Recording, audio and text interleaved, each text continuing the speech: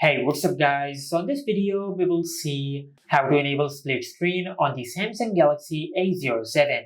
Now to do that, first of all, just open any app which you want to open in the split screen view, then go to the recent apps section.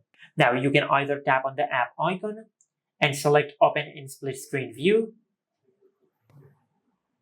or you can drag this app to the top or to the bottom to open it in a split screen view. After that, in the empty space section, just tap on the 9 dots over here and select any other app which you want to open in a split screen view. For example, I will open the Google Play Store.